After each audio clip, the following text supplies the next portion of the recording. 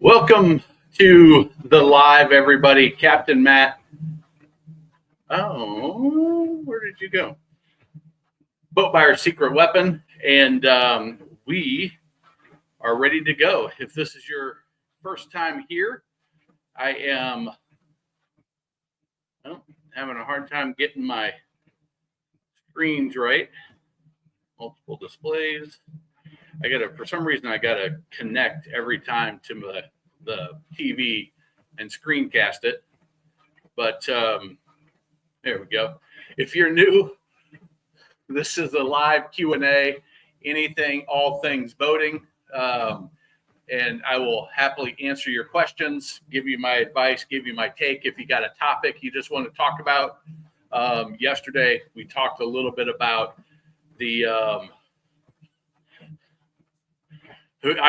I'm down 3 boxes right now. So I've got, I should catch up. If we go a half hour, I'll be 1 down. If we go 45 minutes, I'll be tied. She's taken the last couple days off. If you don't know, Kings in the City has been a watcher of my lives when I used to do it previously. And I am back on this. You see, I'm walking on a treadmill. We got this because my daughter's gotten really into fitness and basketball and getting in shape so she can play a full game. And so we said, all right, put some money on the line. Whoever has the most 15-minute workout sessions for the month is going to win the pot. So my youngest is ahead by 3 15-minute spots.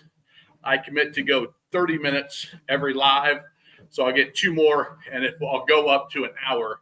I think my knees can still handle that. Even at I'm down a few pounds already with the walking, and hopefully my consistency of doing it 5 days a week is gonna help me out. So that is the contest he's talking about, the challenge, and I'm hoping to get tied up today and put a little pressure on her. So if you would introduce yourself, let me know where you're watching from, what kind of boat you got. And if you have a question, just go ahead and throw it in the chat. Otherwise, I'll start talking about some random topic that comes to mind. And I've got a couple of things that I've heard in the industry recently. And see if I can do this. Adjust this up just a little bit.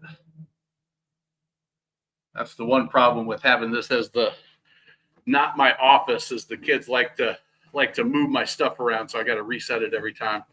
But anyway, so let's talk about the industry. The other day we dove into a little bit of, well, let's show this. As some of you may know, I offer programs for boat shoppers, boat owners, and we are in the process of changing systems. I'm hoping to throw the switch here in the next, probably by the end of the month, to go from the old system to the new, move everybody over. We had it worked great like 95% of the time. But the 5% of the time where we had issues with people logging in, it was like we just couldn't get them in. I didn't know what the problem was. It was really complex if it broke. So we're moving to a simpler system. Everything's in one. The shopping cart to buy it, or to me give you access if you get it for free to the thing. And I've also broken it into different sections. So Boater Bootcamp is hey, this is, as a new boat owner, this is things you should know. Things are going to save you headaches. Things about maintenance that are like, if you don't do this, it's going to be expensive. Or if this happens to you on the water, here's an easy fix. Like things like if your boat won't start, check these 3 things. Check the shift is in the neutral position. Even take it in gear and click it back in neutral so you know for sure it's there. Check your kill switch, check your battery switch, and those are going to be the three most common reasons why your boat won't start. A couple of years ago, a buddy of mine, his son was out on the water, a bunch of friends. He was in college, took the family boat out, was super excited. They were having a great day. They went to the sandbar, wouldn't start up. Called his dad, freaking out. Dad, what do I do? He's like, call Matt. He'll help you. So he called me up, and I was like, all right, here, we're going to check this, this, and this. Sure enough, it was somehow in the whatever they were doing, the kill switch got ticked just a little bit down. It wasn't completely off. The cable wasn't completely off, but somebody had pulled it just enough, or it got hit by the seat just enough that it was in the off position, but you couldn't really tell. He flipped it on, saved the boat day. It's something that if I wasn't a resource for him, he would have had to call for a tow, right? Ruin the day with their friends out on the water. This is the kind of stuff I put into the boot camper. What are the major things that are going to apply to your situation? And there's a series of three things. We've got total boat control, which is, so I put every drive into the same system, because some people that wanted the program are like, I'm not sure if I'm going to buy a stern drive or an outboard. So I put everything into the same system and broke it down to total boat control, which is the basics, the intro to the throttle, and then the building blocks to go to ultimately how to run your boat and control it. Just strictly how to operate it and have control in tight situations. And if we look at like building block number 8, which is probably the most valuable one, and you can see how I filmed it. So you can watch it full screen on your TV. And if we go through, I don't know if you can hear that or not, but you're seeing all 4 angles just like you're on the boat. And I've got this version that's the outboard. I'm on a 21 foot Sea Hunt down at Charleston. So in the environment where a lot of outboards are going to be. Then we've got the stern drive version where I'm on a 25 foot Cobalt stern drive. And again, same concept. You're seeing all 4 angles. So you can imagine as you're watching it, it's just like being on the boat with me. And then what a lot of people do is they watch it first.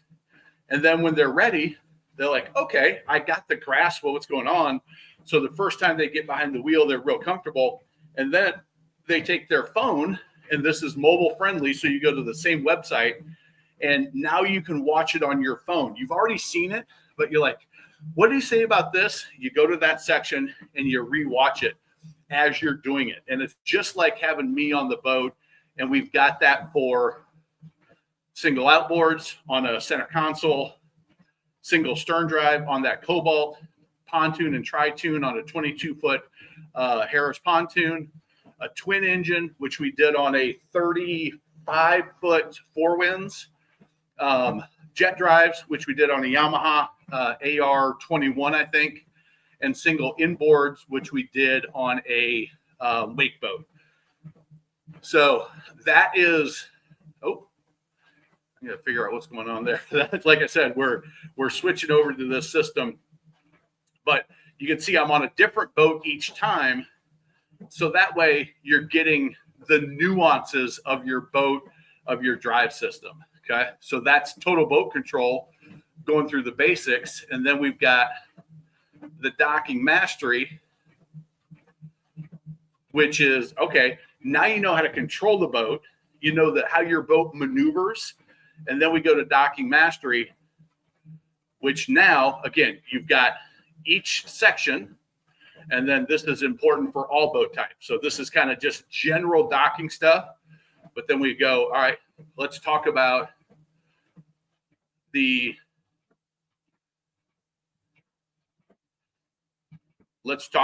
jet boat on a side dock. So we go through.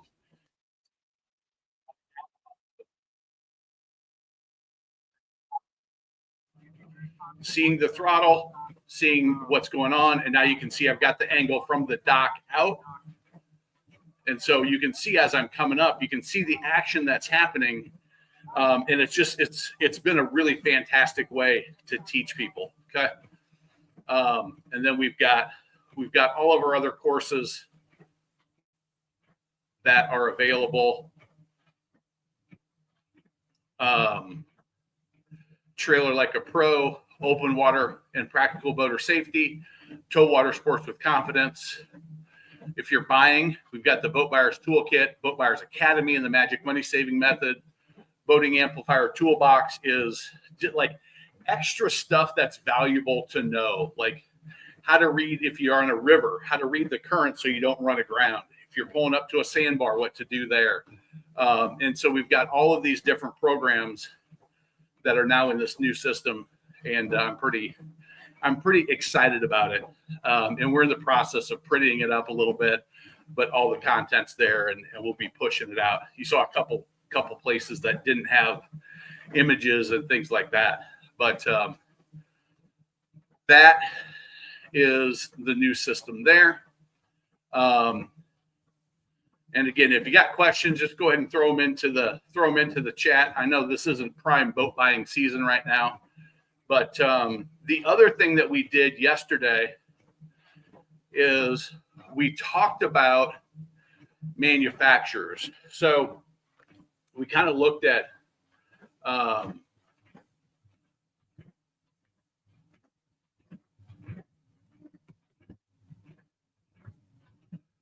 earnings report. We talked about on the manufacturer side where we're seeing their EBITDA go and where we're seeing their revenue go, which I thought, okay, let's look at some of the, and I think the best place to go after I looked at it yesterday is Yahoo Finance. I think we're going to get a little bit more snapshotty view than reading press releases and stuff.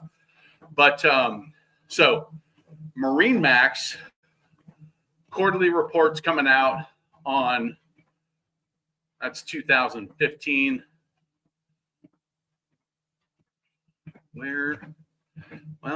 As I said, this is more snapshotty. I thought it was.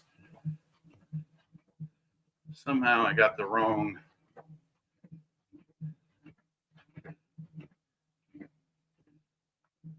There we go. I think this should just be the regular MarineMax summary. So you're seeing, if we look at the trend, come on, pull up. I'm going to look at the 5-year trend on this. Looks like this chart's a little slow to load for whatever reason. There we go. So you can see, obviously, the pandemic, everything in the entertainment, hobby, outdoor activity space was way up. We've come way down, and you're seeing now they're at pretty much a 5-year low. They ticked up a little bit since the spring of last year, but the stock is not doing well. From what I understand, there may be some changes coming out of MarineMax that will be announced in the next. My guess is either right before or right after the quarterly reports are released, which should be in the next 2 weeks. I think is when we can expect those. But if we look at revenue, let's see if we can.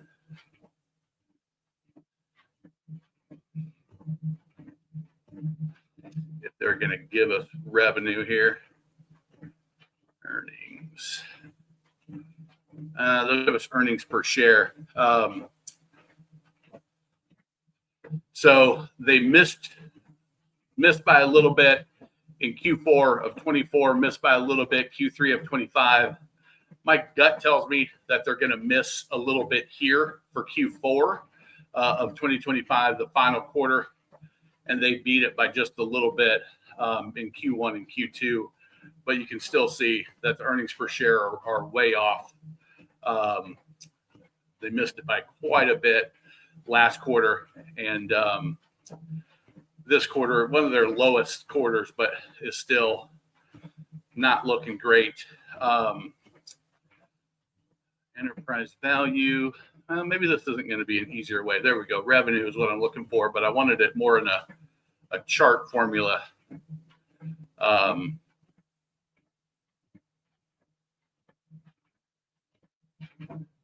again, if you got questions, I'm just kind of talking through this, doing research for an upcoming video. And but if you got questions, go ahead and throw it in there. Revenue, why won't they give me? I want to see quarterly revenue. I'm not really getting what I want here. Chart.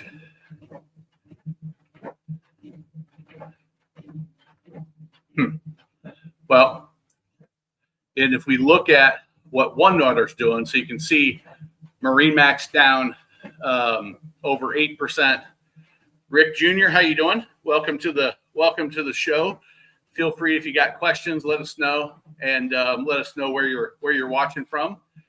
But if we look at OneWater, which is the other, now MarineMax, you've got MarineMax Retail, you've got MarineMax Vacation, you've got MarineMax Finance, you've got sorry,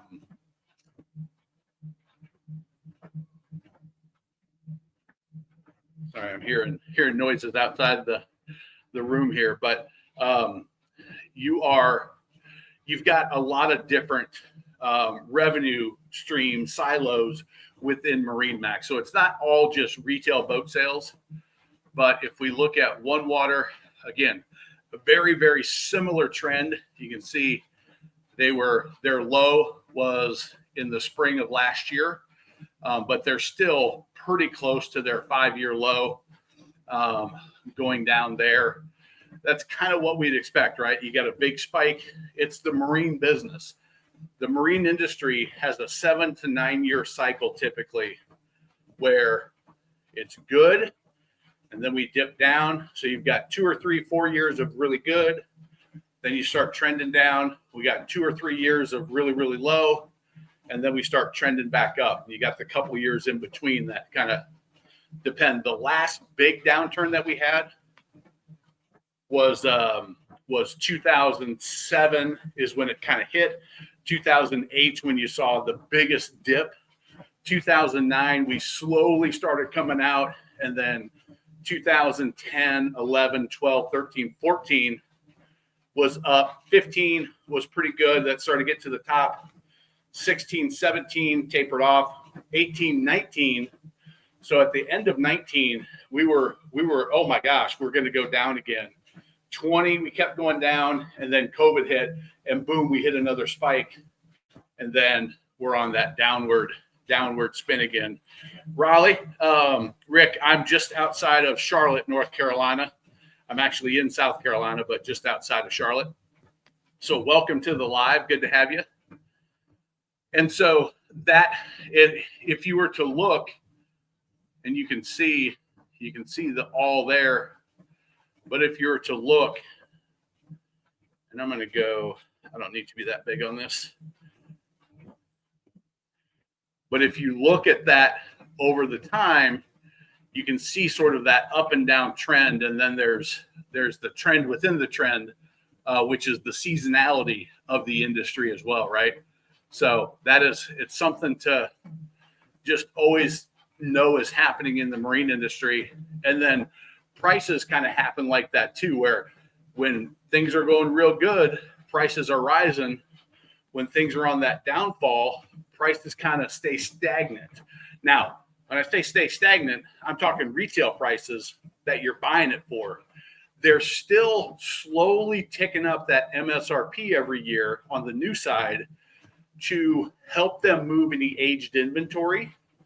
And so just because they raised MSRP 2, 3, 4 percentage points doesn't necessarily mean that the price you're buying it is going up 2, 3, 4 percentage points after the age stuff is sold. So right now, yeah, they're not going to sell you a 26 at that discounted rate if they've got a 25. They're going to be like, no, this boat's still close to MSRP. The 25, we're going to discount way below. When they sell all the 25s, depending on the season, if it's Memorial Day, they're gonna keep it high because we aren't getting more boats for a while.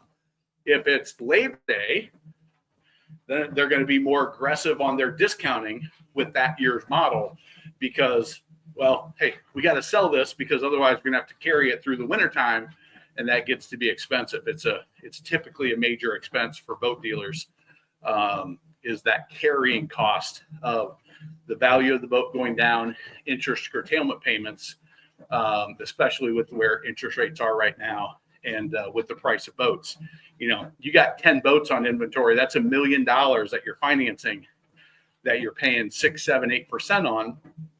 Now that adds up, and that really cuts into their profit, which is why you're seeing the stock price go down, and you're seeing. See if we can get to. Yeah, they're just barely missing their earnings. They've missed it 3 out of the last 4 quarters, but just barely missing it at OneWater. And let's see, revenue $1.8 billion compared to MarineMax was what, 2 point something.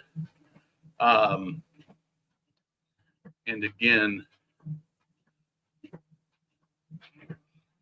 I want to see a trend line of revenue, but I'm gonna have to find that. But anyway, these are, again, just like I talked about, these are the types of things that you look at. Now, unfortunately, you've got 2 public companies in the major retail space, right? You've got OneWater and you've got MarineMax, and they kind of muddy the waters because they've got other business entities within them, right?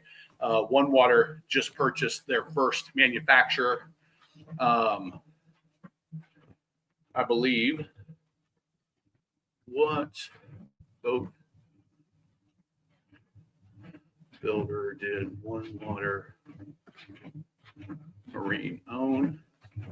And you've got MarineMax that bought Cruisers Yacht, Denison Yachting. That's right. They bought a brokerage company, and which is probably one of the largest brokerage companies in the country for sure. And they do an awesome job. So anyway, those are things that I look at. But they're on that acquisition path. A lot of it in the retail. But I don't know why I thought that they had acquired somebody on the manufacturing side recently. Maybe I was mistaken. That happens. That's on the lives. I'm a little bit more off the cuff than I am on the when I do my videos. My research is done before I start jabbering away. So, but typically when these lives get going, they'll just take a while to build up the audience. And as we get into the buying season, the audience will grow, I would imagine. If not, I'm going to still keep doing them and keep talking and keep walking for my personal health reasons. And, if nobody's on, that's fine. You give me an opportunity to do this little research stuff while I'm exercising. So anyway, we are at the 30-minute mark. So I am good on my time. I did my commitment. If anybody's got a question, feel free to throw it in the chat, and be glad to answer it. All right, Rick, save the day. You might get me an extra box here. Might give me another 15 minutes. I'm not in a rush to buy, but I'm ready for a new boat. Seems like it may be a good time to buy, looking for a Bay hybrid, possibly with twins. Rick, are you looking to go new? Or are you looking to go used, little bit used, maybe a leftover, really used to fit your budget? Let me know where you're looking to be. But whatever the answer, you're in the driver's seat. Just a matter of how big of a driver's seat are you in? Because right now, New or used. Okay. So I'm going to assume that used means I'll go a couple years used, which is great. So first of all, you've got time on your side, unless you're like, hey, I'm not in a rush, you said. So here's what I would do. I would narrow down 22 to 26. I would narrow down in what you're looking for. Okay. So here's kind of a place to start. Do you have kind of a tier? I don't know if you watched my best and worst center console video where I talk about premium tier, mid tier, value tier, premium, Whaler, Pursuit, Contender, Grady. Okay. 2022 to 2026. But the zero in on the category of quality that you're looking for. And from there, zero in on the, if it's premium tier, there might be 2 or 3 that you like the layouts that fit your price range. They're going to do what you want to do.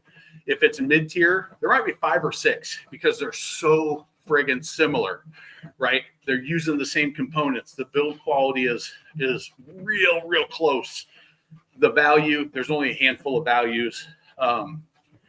Okay, Tidewater, Camus, Blazer, perfect. So in that mid-tier category, you start looking, okay, let's go and let's see what's out there in the marketplace, okay? So we'll go center console. I'm going to use my zip code because I don't know Raleigh's. So we'll put a Charlotte zip code in there. And we're going to go 300 miles from Charlotte. Now, you know what? Let's not. Let's do Raleigh zip code 27601. 601. And we'll just do 100 miles for you. We're going to say new. We're going to say all. And we're going to say, we'll put in your exact parameters. 22, 2026.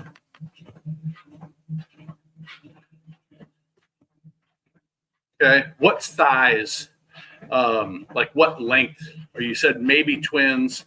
So I'm going to guess around 25, 26 feet. Something like that. So we'll say 27 to 24, somewhere that'll be. So here's what I'm looking for is I'm looking for dealers that have the styles that I like. The Key West, that's a little bit more of a flats boat. That's a little bit deeper. And I'm looking to see, okay, Anglers Marine, Avalanche, and Avalanche has a decent number. And I'm looking to see who's got a decent amount of inventory in the style of boats that I like. And knowing that if Anglers Marine has the brands I like and they've got a ton of inventory, then I'm going to be, all right, I know I can be a little bit more aggressive with them. And I'm going to start the conversation now. I'm probably going to walk, if you're in Raleigh, I'm going to walk into the showroom and I'm going to talk to a sales guy. Okay, so you got a Key West now. So let's just do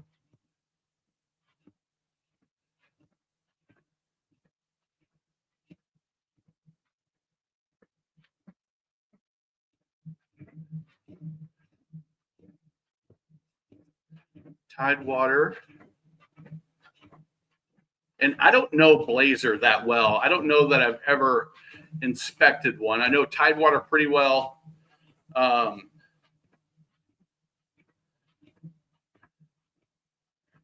Camus, I don't know why I'm not seeing it in here. Maybe it's that there's not any available in the area that we're looking. So we'll just look at Tidewater.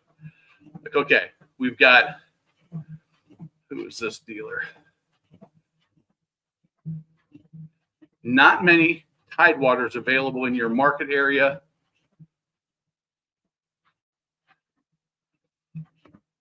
$24, $26. Foothills Marine is up by me.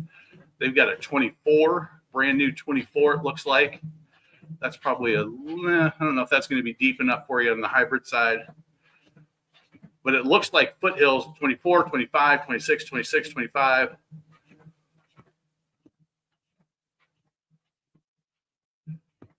And you said 270. There's a 23. And so what I'm doing is I'm searching online to sort of get a sense for what the market is in my immediate area, a dealer that I would be happy to work with, good customer service, good reputation, and then maybe 2 or 3 markets out, 300 miles out, so I can see who they're competing against, because people will travel a little bit to save some money. And so maybe I can use that to my advantage. And so I'm just sort of searching through, and I'm looking at other boats that might appeal to me that I didn't even know. Come on. There we go. Other boats that would appeal to me that I didn't even really think about, but I'm seeing a bunch of those available, and maybe it's the Robalo, maybe it's a Key West, unless you are turned off by that or you don't like their layout. They don't have the hybrid style that you're looking for. But start that conversation with the dealer now. And here's why you're doing it now is maybe they give you an offer that you're like, holy crap. But also you get yourself invited when they have events, when there's a manufacturer incentive that comes out, especially these dealers that have some 24s and 25s. The manufacturers will give them behind the scenes money that say, I've never had a good dealer to work with. Last one was the worst. Okay, so the Key West dealer in Raleigh is out. I don't know who they are, but they're out. So that, and Rick, that's an important factor to consider. So brand, dealer, and then deal, right? The value that you're getting. So what you'll do is you'll find those 3, 4, 5 that fit, and you get yourself on their email list, on their call list. And what you're waiting for is you're waiting for them to reach out to you and say, hey, we've got some incentive money from the manufacturer, because the dealer is going to drop as much as they can. But sometimes the manufacturer will come in and say, hey, we're evaluating the entire region. That's why you're looking on Boat Trader and outside of where you may be comfortable buying, but you're looking to see who's got a lot of that model, of that brand in your market region. And that's going to tell you that the manufacturer may kick in some money to help the dealer sell that boat so they can build another 2026. Okay. And so that's why I recommend, once you get it zeroed in, you know kind of the lay of the land market wise, and you can just go to the 10 dealers in your area that you would buy from, look at on their website what it is in case they don't list on Boat Trader. And that's going to put you in a position to be like, market's not moving. I just got a call that they put an incentive on this boat, but I really like that boat. So I'm going to go to that dealer and say, hey, Tidewater just put $5,000 on their 27 foot 2025s. What can you guys do to match it? Now that dealer will go to their manufacturer and say, hey, this is what they were able to do. I like your boat better, but man, that's $5,000. That's a lot of money. What can you do? And now they can go to the manufacturer and they might be able to get some extra money. So that's kind of how I think about it and how I gauge what the market's doing.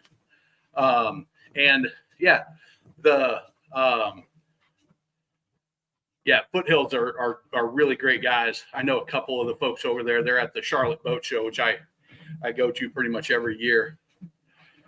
So anyway, that's kind of my thoughts on what to look for. And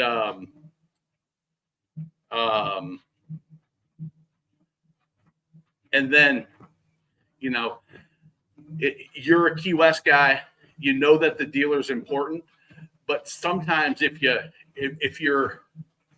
you've got a good independent technician to work on the Yamaha, to help you with some of the stuff, sometimes it can make sense to go a little bit further out of your market area if they've got a ton of boats that, like, and I'm thinking the Northeast for you, where there's probably some Tidewaters there, some Blazers there that that might just be a great fit, and they've got a brand new 24 model year 24 or a 25 that they really need to move. So keep that in mind, but you got to be the right kind of person that has the support in your area for warranty work, and be handy enough that if it's a little ticky-tacky thing, that if I save $7,000 on this boat, I'm okay turning a couple screwdrivers to tighten some things and adjust some things. But if you're not that person, then stay in your market area for sure. All right. Plumbing video. Looking to purchase a freshwater dancer.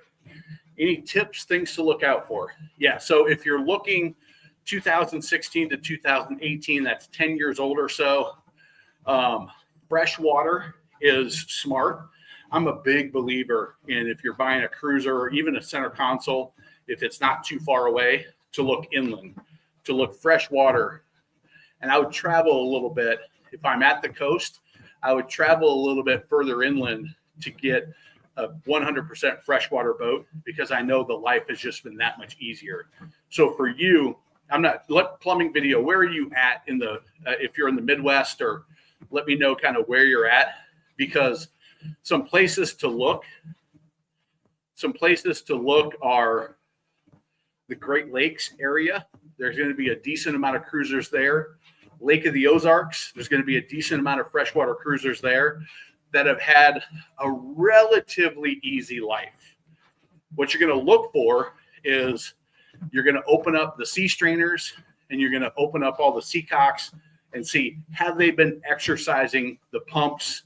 Have they been cleaning the sea strainers? You're going to go into the air conditioning. You're going to pull out the filter. Have they been servicing their filters?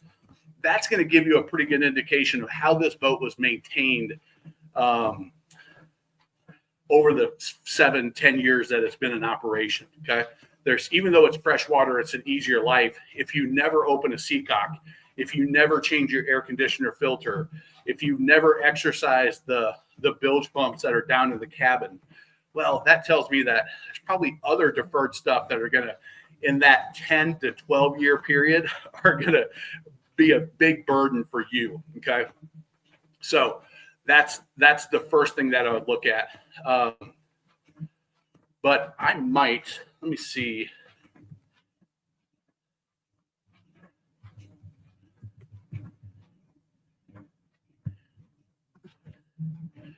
This dealer, I don't know why I know that they've got a 400. I think it might be older though. Nope. That's not who I wanted. I know this guy pretty well, but there was maybe somebody was looking for a 400 that I sent to him, or that he had a 400 and asked me if I knew anybody that was looking. Search used boats.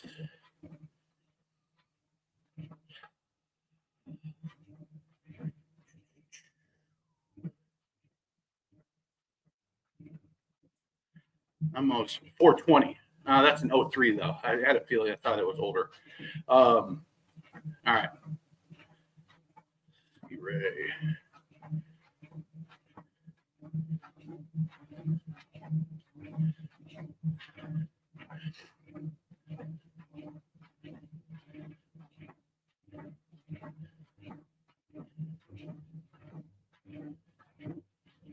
Okay, so I was mistaken. It was a 03 that he had. So forget that. I tried. All right, good. I'm glad that was helpful, Rick. I felt like I was really rambling there for a little bit, but I'm glad you got kind of the main point that I was going to make. But then also plumbing videos. check out my best and worst, or no, check out my how to buy a used cruiser video if you haven't. And the pontoon question I'll get to here shortly. How to buy a used cruiser. This I love that the size of my channel's gotten big enough that I can just type in the video and it'll pop up. But this one right here, this updated video, it's only got 12,000 views, but the previous one's got like, I don't know, 100 and some thousand on it. That and then this best and worst cruisers. If you're on a Sea Ray, that boat is a good solid boat when you're looking, so you're good to go there. All right, so let's go. Where was that pontoon question? Our tri-tune setup for fishing, 4-corner chairs, recommend staying away from, looking at used. Okay, so our tri-tune setup for fishing. Typically, the tri-tunes are going to be set up for pleasure, okay? Most fishing pontoons are going to be a regular pontoon with just 2 tubes. They're out there, some out there though, but just the majority of tri-tunes are going to be set up for pleasure. The majority of fishing pontoons are pontoons, are 2 tubes, but you can probably still find one. You're just going to have to expand your search out. I don't say dramatically, but depends on where you are. But you're looking for a lot less common setup. Okay. Looking back to 2019, 22 to 24, that you're probably going to find it in a 22 version. And again, with something like that, you can go to Boat Trader. Another place to find a fishing pontoon is just scour Facebook Marketplace in Chicago. Okay, so you're in the Midwest, so that's helpful. So let's do this. Let's do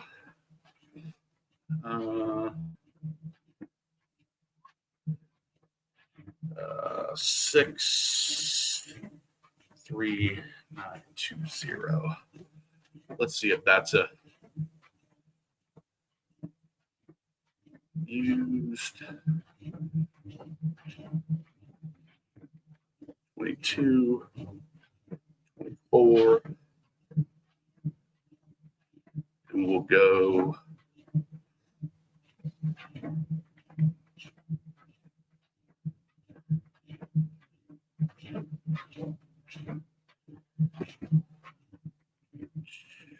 20.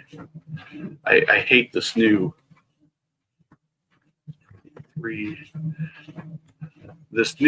Boat Trader interface where it refreshes every time. It's okay, but it's better on mobile. It doesn't do as good on. And then we're going to look at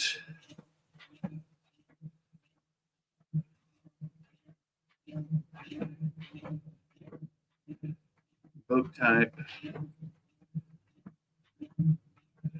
Let's see, what do we got in here that we can get rid of? Get rid of that. Get rid of that.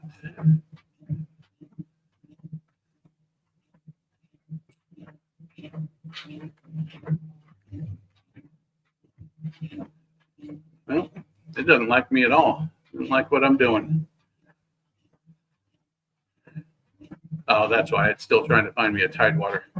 But you're just gonna have to sort through now it's not liking anything I'm doing. We'll have to start over with that.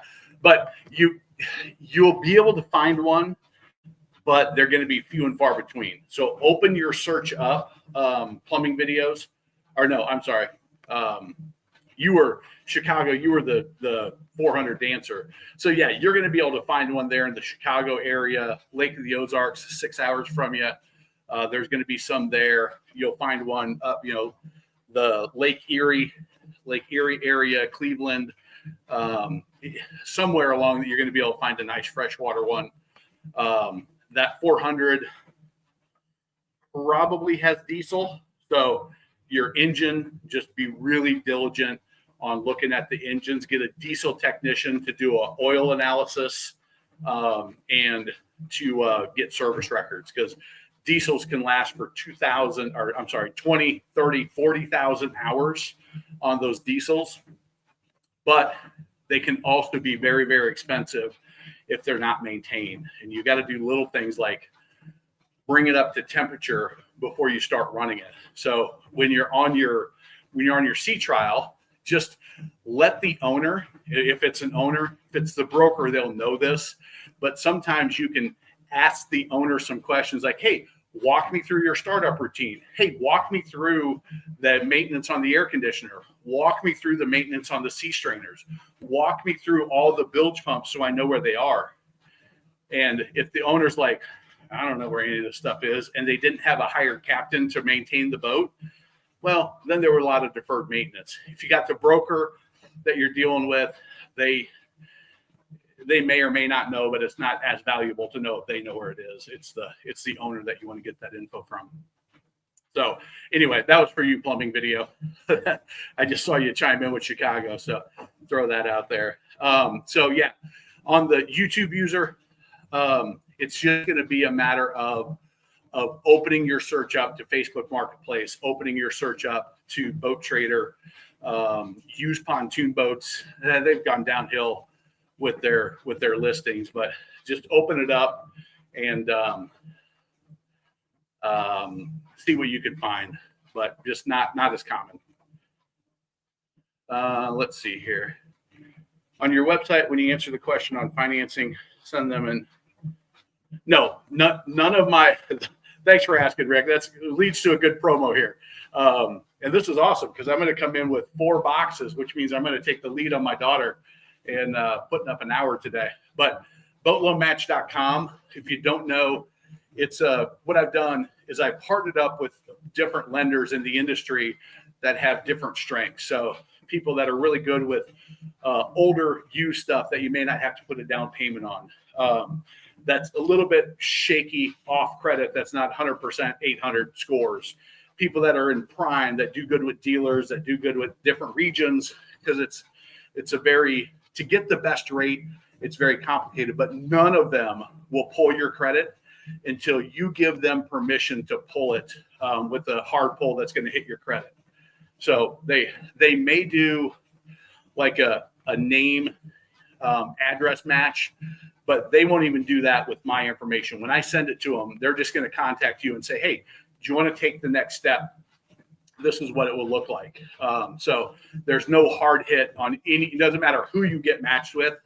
That's one of the things that was important for me, is to make sure that I wanted to get people that were early in the process and help them, coach them on how to get the best rate and then match them with the best lender. And one of the things to get a great rate is to not have a bunch of dang inquiries on your credit report. That can drop it down up to 7 points. And so nobody will have a hard hit. But if you're looking to buy a boat, you found value from the channel, or you're like, you just want a great loan, you want the best loan available, go to boatloanmatch.com. And I've vetted the lenders for customer service for good, aggressive rates. And, it would appreciate it if you use them if they're a good fit. So awesome. Thanks for that little intro plug, Rick. That was perfect. Yeah, we help a ton of people every month. It's been pretty cool to offer that service. I think we've had it up now for like a year. And it's going real well. The customers that have used our lenders are having a great experience, and I'm giving you bonuses. If you go through the process, I'm going to give you free bonus access to my Boat Buyers Academy and my Magic Money Saving Method, the negotiation technique that works real well. And also, if you fund with a lender, each one can be a little different, but you'll get a special thank you gift at the end that I think is going to be real cool for you. It's something that's kind of a mystery gift, but you'll the ones we have are I think pretty great. So anyway, that puts us at 50 minutes for the live here. Be happy to answer any more questions. I just need 10 minutes to get me another 10 minutes to get me that last check mark. And That'll put me ahead by 15 minutes on my daughter. So, which is always great. But this is good. This is how the lives used to be when I was doing them previously back in like 23 and 24, maybe 22 and 23 when I was doing them. I do them every Sunday night. People would watch football and dial in, but I got out of the habit because my daughters got older. Their activities started becoming later and later. They were staying up later. I couldn't just put them to bed and then go do the live. But this is fun.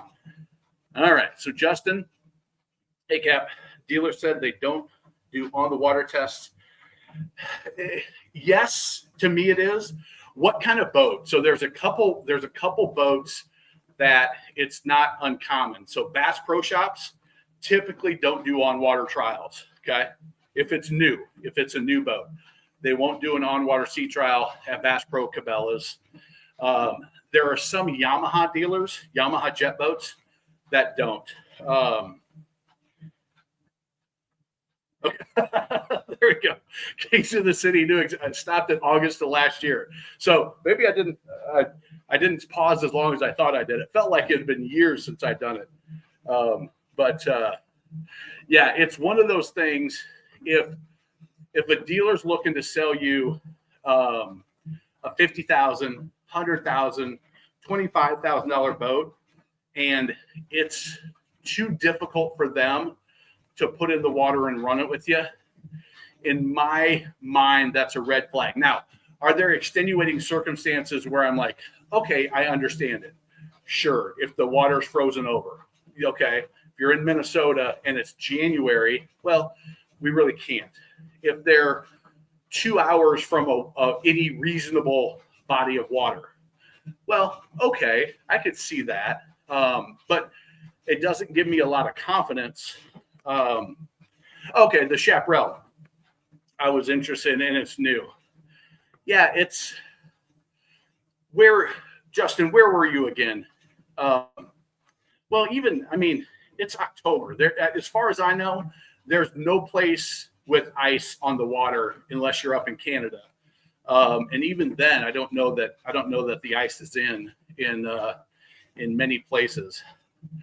I would just say, yeah, dang, Las Vegas, Reno. That's right.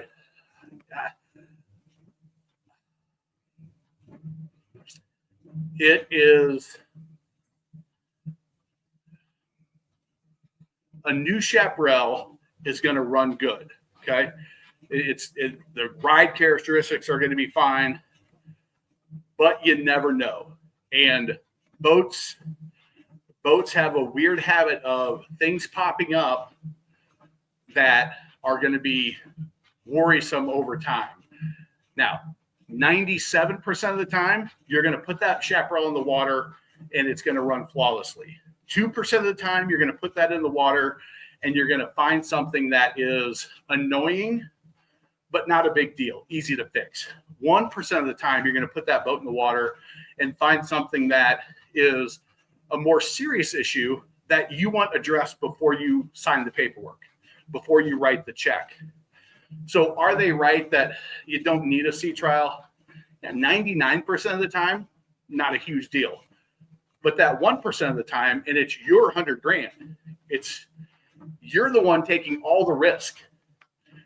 And they're a boat dealer. Their job is to run boats. It's like, yeah, Lake Mead may be 2 hours away from them. I don't know. Maybe it's probably not even that much, depending on where they're at. But a body of water that you can go and run that boat, should it be that far away? And if they're not willing to do that, well, what are they going to be like on the service side? It's such a basic thing for a boat dealer to be able to put a boat in the water and run it, that unless there's a major extenuating circumstances, it raises a red flag. And it makes me say, is this a dealer that I want to do business with? And now that's assuming that if you're financing, your credit's approved, you got an approval letter from one of my lenders that I work with, or you're approved through the dealer, or you're paying cash and you're like, hey, I've got cash. Like, here's here's a printout of my statement, whatever. Like if it's that, you can overcome that with the conversation.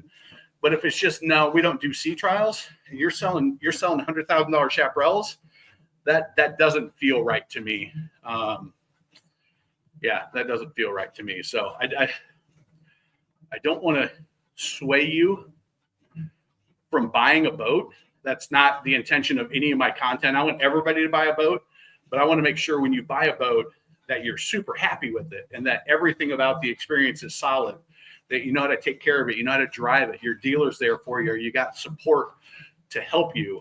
And it's not a good start. It's not a good start for a dealer. Let's pull up.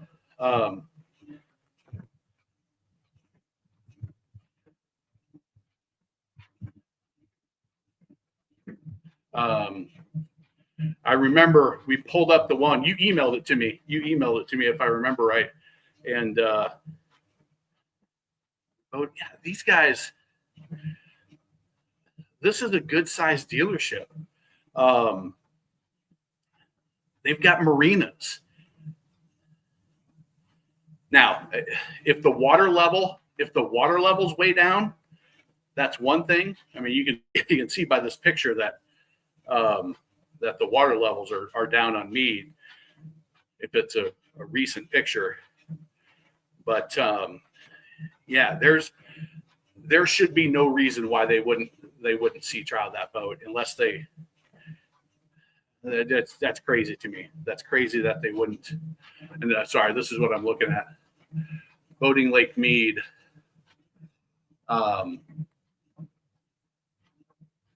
Yeah, that's something that I would maybe. Well, there we go.